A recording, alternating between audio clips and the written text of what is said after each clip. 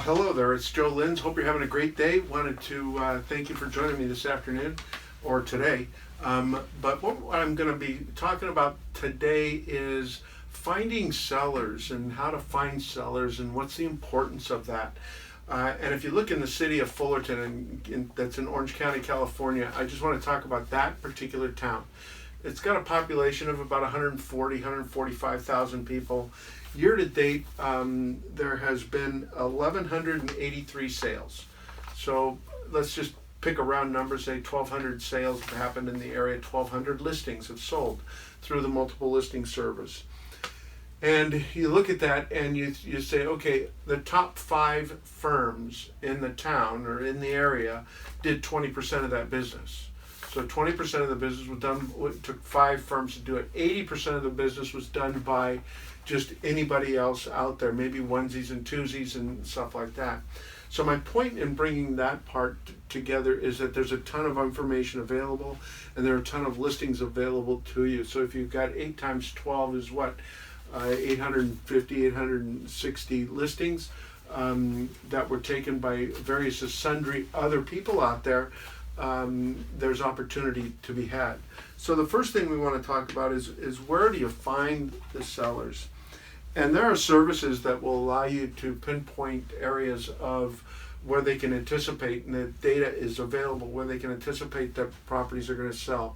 For example, is there a filing of an affidavit of death of the joint tenant? That's a signal. Is there a divorce? That's a signal. Is it an absentee owner who's out of state? That's a signal. Those are just, several of them. Is it a person who's been in their property for over 30 years? That's another signal. So those are all just parts of what are available to you. Is there a notice of default filed on the property? So those are all information that's available to us to be able to find and look for sellers that fall into that demographic in that general area. So how do you find those folks?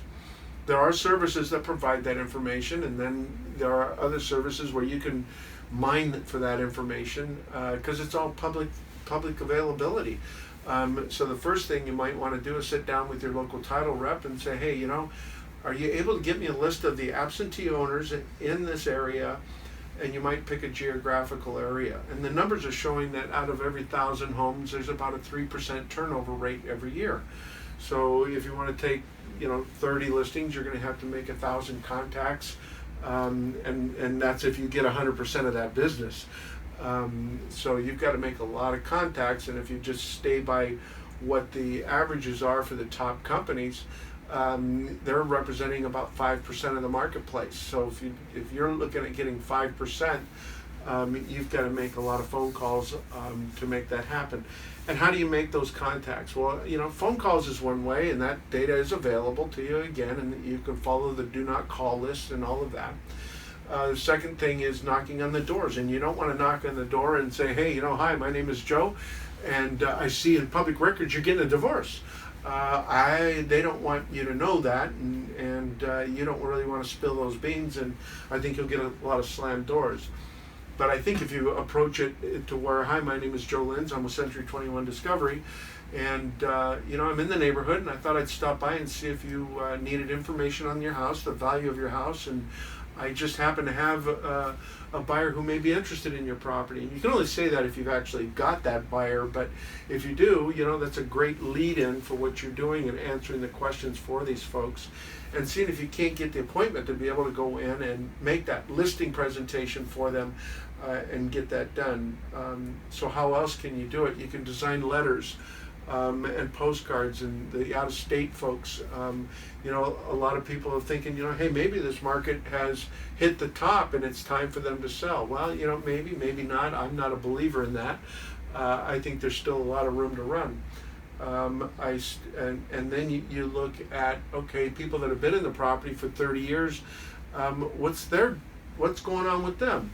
Well, their kids have moved out. They're baby boomers, of course, but they're downsizing and they're looking for smaller properties.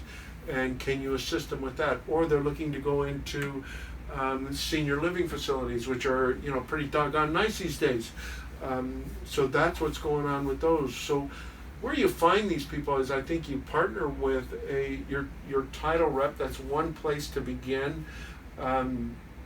You start looking at your own database, and by the way, your database is your biggest asset as a realtor, and that's so as your biggest asset, you got to be tweaking that and weeding that, and I'm not one to eliminate people out of your database, because you never know when you're gonna be able to assist them.